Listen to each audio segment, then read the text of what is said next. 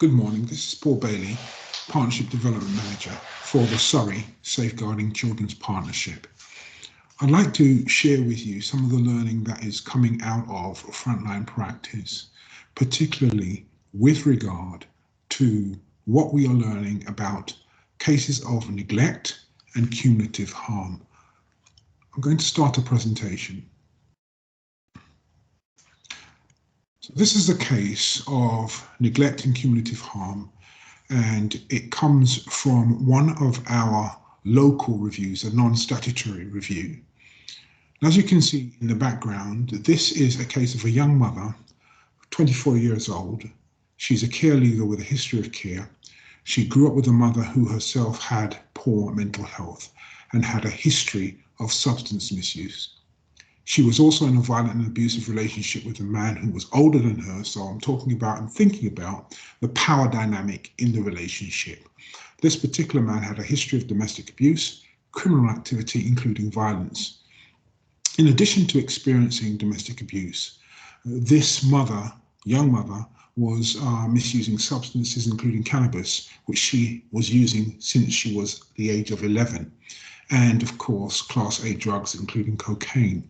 She had a history of poor mental health, including anxiety and depression, and a history of trauma, adverse childhood experiences, or what is commonly known as ACEs. And for this case, the dynamic interaction of these factors made this a particularly high-risk case. And even though in the assessment these factors were identified, it is very clear that they were not fully understood, and the casework was characterized by drift and delay. So what are the findings? Some of the key findings we found in this particular case study is that a pre-birth assessment was recommended in an early part of the intervention before the child was born. But unfortunately, there was no evidence available that this was undertaken. The management and oversight of the case was inconsistent and therefore inadequate. The case spoke about frequent changes of social work manager and as well as social workers. The assessment conducted by social care was inadequate. For example, they assessed the father in the case, and their assessment was that this particular father was a minor risk. However, this is a case that went to Marek, which is a very, very high risk. And it was very clear that the social work assessment did not take into account the history and look widely beyond the immediate presenting issues. The voice of the infant was not prominent in the multi-agency work, and there is no clear picture of this baby's lived experience. And part of that has to do with professional curiosity, imagining what life would be like for a child with a mother who has her own mental health issues, who is using substances, who's traumatized herself. The home is chaotic with a very abusive and violent man. What sense was this very, very young and vulnerable child making of their environment? This case also highlights the limited understanding of the causes of neglect, or that the fact that neglect is an effect. So when we think about a person who is engaged in neglecting a child, I'm neglecting parenting because there are other things going on. In other words, neglect is an effect of my distraction from the parental task, or maybe because I'm overwhelmed, maybe because I'm abusing substances, maybe because I'm traumatized, or maybe because I don't particularly like the child. But whatever the reason, neglect is always an effect, and it's important that practitioners understand that. Some practical issues or practice issues.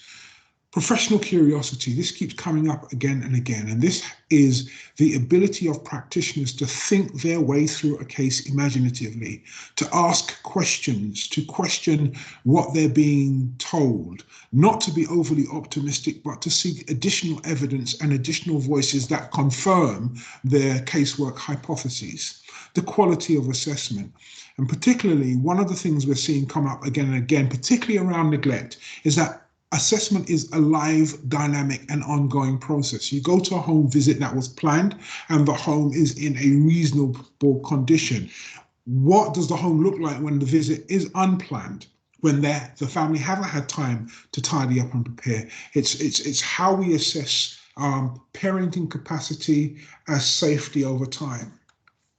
Understanding the impact rather of cumulative harm and adverse childhood experiences. There's awareness of cumulative harm and adverse childhood experiences, but I wonder how much of that awareness translates into mentalizing a case where you have a parent who has their own history of compromised care, they have their own traumas, their own difficulties, and whether or not we can see in the moment of delivering a casework interaction, the impact of that history and that cumulative harm on what's happening for the parent now and the child now. It's important that we translate research into improved practice.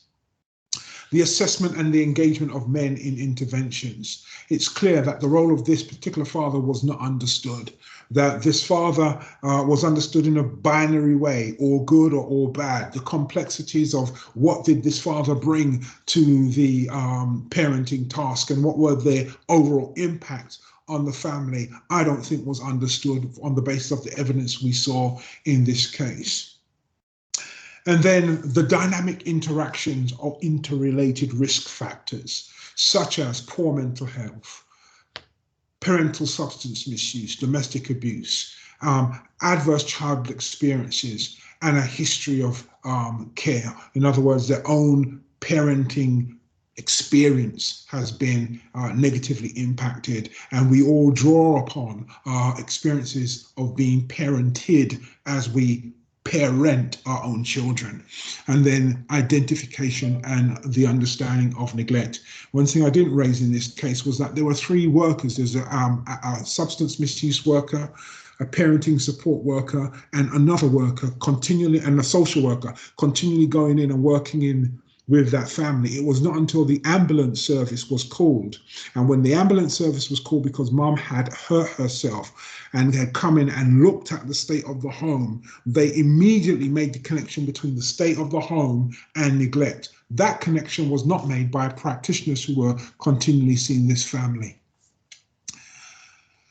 Here's a useful model of us mentalizing, conceptualizing a case like this. This is the ecological transactional model. It's about sort of 12 years old now and was developed by Marion Brandon and colleagues for one of the biennial reviews of serious case reviews back in those days. And what the model demonstrates is that when we think about families and we think about caregivers, we have to think about their own relationship and history, which then in turn helps us to understand their state of mind and their reflective function. That is their ability to keep the child and the needs of the child actively in their mind. And then we think from then the caregiving environment that's generated by that caregiver or parent. And then the child's behavior in terms of adapting to whatever's happening and their developmental state. And all the while, the parent is dealing with social stress, relationships, and environmental stresses. And when we look at these things, we need to then think about what does this mean in terms of the long-term safety and health and well-being of a child. And of course, this is very, very helpful in us mentalizing cases of neglect. I hope that has been helpful to you. I'll stop sharing now.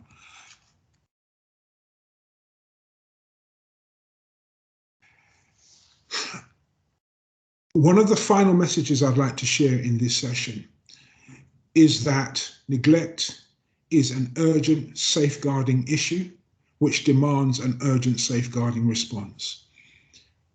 In 2021, we have had 7 rapid reviews where a child has been seriously harmed or killed. Neglect has been a feature in 4 of those cases. Neglect, when it has not been addressed, can be incredibly deadly.